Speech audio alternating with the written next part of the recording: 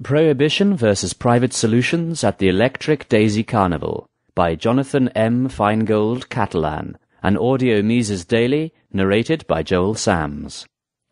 The weekend of June 24th to 26th, 2011, I attended the Electric Daisy Carnival, EDC, a 3-day electro house music festival held in Las Vegas. If you have heard stories of just how prevalent drugs are in modern society, EDC is prime empirical evidence. Of the estimated 80,000 attendees per day, it probably would not be an exaggeration to suggest that no less than 3/4 planned to consume illicit drugs, predominantly ecstasy. It would be no less of an exaggeration to make the claim that even a substantial number of the volunteer workers recruited by Insomniac, the event planners, were also consuming drugs during the festival. As bad as it may sound, EDC and drugs enjoy a relationship much like bread and butter. EDC's reputation precedes it. Traditionally held in Southern California, Insomniac was forced to search for a new host after the previous year's event at the Los Angeles Coliseum was marred by the death of a 15-year-old girl by means of drug overdose. Amid rumors that EDC would not be held again, Insomniac found Las Vegas a willing and able candidate to host the event. Not only did it find a new host, but Insomniac also decided to extend the carnival for a third day, drawing record-breaking crowds and making EDC the largest electro house music festival outside of Europe. That the festival's relationship with drugs jeopardized its future did not incentivize the company to tighten security. As long as your hiding place for your drugs was not too obvious, it seems as if Insomniac's security was more than willing to let you into the event. Usually, the trick is to hide your stash high on your inner thigh. At EDC, there was no reason to get quite that professional. Concealing the drugs in your socks was enough to see you through security. I spoke to one man who told me that he had hidden his ecstasy pills in his hair. But this type of security is to be expected from a company that makes its profits almost entirely on the freedom to consume drugs during its events. Very likely aware of this fact, Nevada State Police and Las Vegas Police deployed a small army of officers to survey the event, both inside and out. While state and local authorities did not actively search every event attendee, although supposedly state police were patrolling the parking lot with narcotics-trained canines, their purpose, outside of next morning's traffic control, was obvious: drug control. While their ability to screen the huge volume of incoming narcotics was definitely dampened by the fact that they did not control the pat-down process at the entrance, they nevertheless stood ready to pounce at any sight of drugs once inside the Las Vegas Motor Speedway. One could hardly walk 100 feet without seeing a group of officers. While to most this comes as no surprise, the official narcotics operation was a dismal failure. The police's presence certainly did not dissuade anybody from consuming the drugs they had successfully smuggled in. The times I saw police officers stand inactive, despite the obvious stench of marijuana, are too many to count on my hands. No less ridiculous was the consumption of drugs in clear sight of officers standing on rooftops. Overall, throughout all 3 nights, state authorities managed only 27 felony and 31 misdemeanor arrests. Such a failure is to be expected, though, of a small corps of regulators intending to exert their authority over a crowd outnumbering them 500 to 1. Knowing that the worst-case scenario is the death of an unpredictable number of attendees, what is the solution to EDC's drug problem? What should be distinguished are the markedly different approaches the state and private enterprise take to the dilemma. The state handles the problem with its one traditional mode of attack, prohibition. Insomniac's owners, by comparison, true to their nature as entrepreneurs, tackled the issue by adapting their services to meet the needs of their consumers, including their health. While Insomniac's record is hardly without its blemishes, in Las Vegas, remember the largest festival of this sort outside of Europe, Insomniac's precautions kept deaths to 0. The entrepreneurial solution.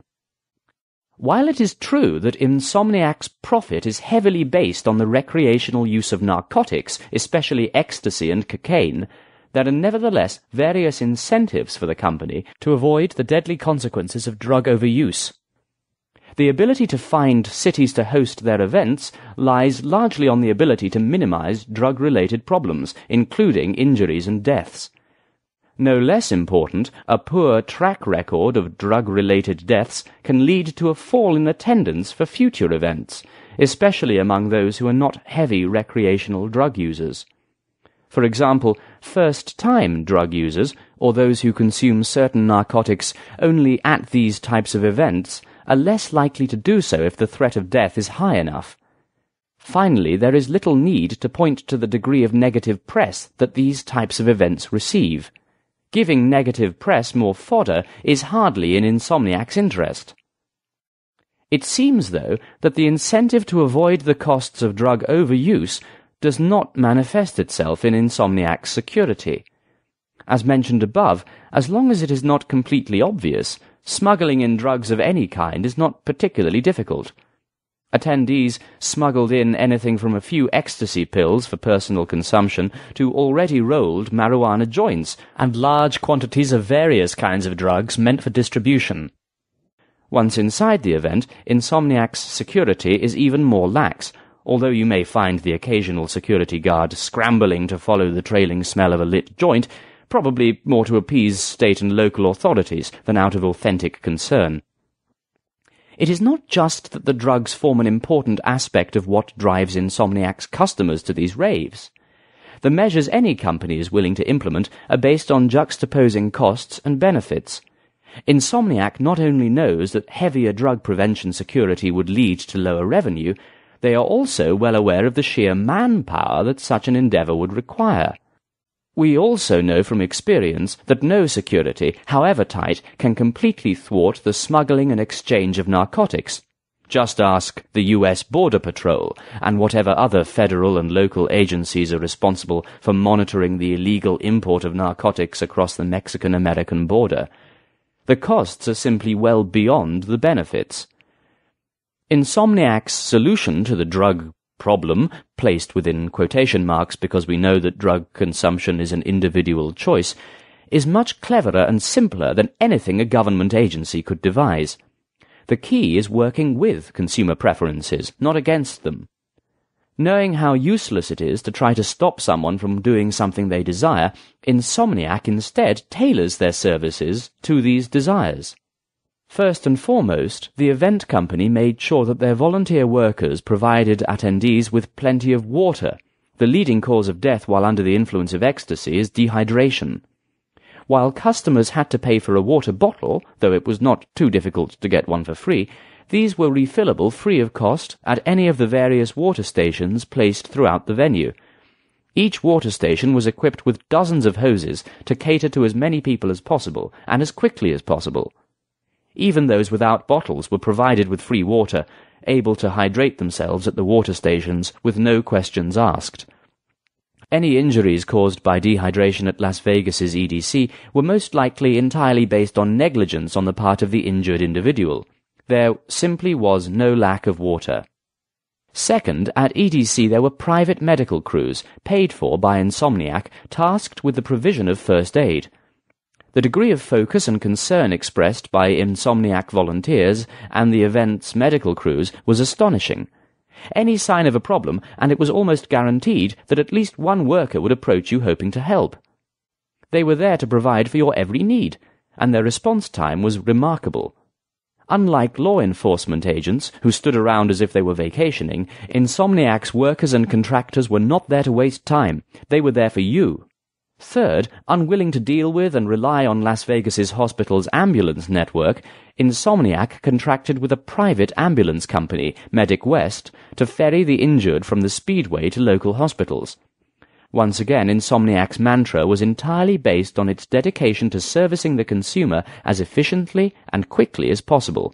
It is also worth mentioning that the Carnival includes a good deal of vendors who sell products designed around the needs and desires of the crowd.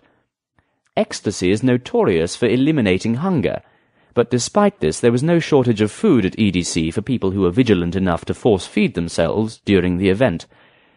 Similarly, there was a wide array of products, including fruit and fruit smoothies, designed for people coming down from their highs to allow for them to better cope with any potential negative side effects. These were all provided at a price, but better at a price than not there at all.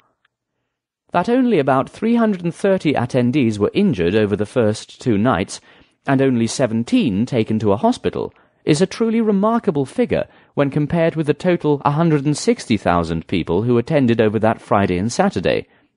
That is, only about 1 out of every 485 people suffered an injury, and only 1 out of 9,411 experienced serious immediate health problems. Even considering the past stains on EDC's track record, including the unfortunate deaths of a 15-year-old girl in Los Angeles in 2010 and a 19-year-old boy in Dallas in 2011, Insomniac's ability to contain immediate drug-related health problems to such a relatively minuscule figure is a tribute to the extraordinary effort put forth by it and the companies it contracts to. But Insomniac and similar events planners do not rest on their laurels. The effort to avoid casualties is always escalating. Without a doubt, Insomniac will be continuously working to reduce injuries to 0 by providing better care and service. Evolving, adapting, and catering to the consumer is what the entrepreneur does. Prohibition. Insomniac's efforts to avoid injuries and deaths at their events are all well and good, but some may think outright banning the event seems like a much more sensible solution if the objective really is to bring injuries and deaths to 0. Why even allow for the opportunity? This was certainly the route taken by Los Angeles and Dallas, and many feared that Las Vegas would soon follow, although the lack of deaths this year may be good news for festival-goers next year. Prohibition, however, does not lead to the eradication of the use and supply of drugs. Our decades-long war against drugs and the early 20th century prohibition of alcohol are evidence enough of this fact. Indeed, these case studies show us that prohibitions usually make these industries more dangerous than they otherwise would be. Not only do prohibitions allow for the use of violence, drug cartels, and the early 20th century city-based mobsters being prime examples of this, but they usually also make the product more unsafe and risky. Take, for instance, the rise of crystal meth as an acceptable replacement for much more expensive cocaine. When cocaine was more available, before the crackdown on the distribution of cocaine, crystal meth was hardly a demanded product. The same is true for ecstasy. Ecstasy is composed of 2 major parts. The characterizing chemical is methyl-N-dioxymethamphetamine, MDMA. But this is oftentimes cut with other stimulants, including heroin, cocaine, caffeine, and speed. The shadier the production process, the more difficult it is for the consumer to know the purity of the product being bought. As purity falls, the chance of injury or death rises, especially considering how nebulous the issue of the effects of different combinations of drugs is. The more that federal control and regulation of production, especially outright prohibition, grows, the more suspicious ecstasy production becomes. As it stands, the current system is absolutely disastrous if the intention is to reduce drug-related injuries and deaths. Prohibiting officially held raves and other forms of music festivals is of no help either. These large organized raves largely replace the more suspect, spontaneous raves that characterize the underground teenage and college culture. Those who have attended these types of raves, myself included, know full well that there is no effort put towards hydrating attendees and providing medical care. There is neither the incentive nor the capital required. If anything, you might have some individuals looking to score a small profit by selling beer, which, admittedly, is better than nothing. In the case of prohibiting music events of this type, just as much as in the case of outright drug prohibition, the result is a force that pushes the individuals involved to continue doing as much in more dangerous environments. We can see that if the intention is to save lives, the result is the exact opposite. The injured no longer enjoy the services provided by major events holders. Rather, they face the prospect of drug overdose or dehydration without any means of preventing it. Thus, capitalism is not allowed to work its wonders in providing its beneficiaries with the products they crave. Prohibitionary policies lead to more injuries and more deaths.